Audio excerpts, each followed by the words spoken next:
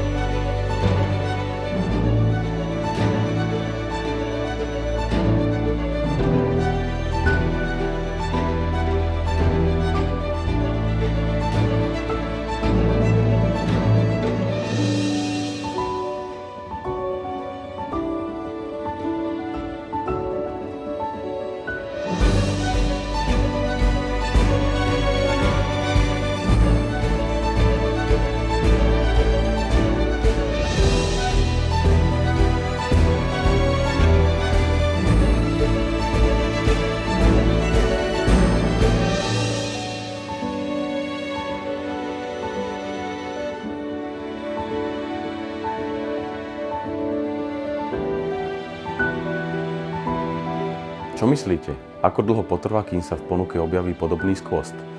Nenechajte to na náhodu a dohodnite si objednávku už dnes. Moje meno je Tomáš Dolka a spolu s mojím tímom realitnej kancelárie Voigt sme tu pre vás.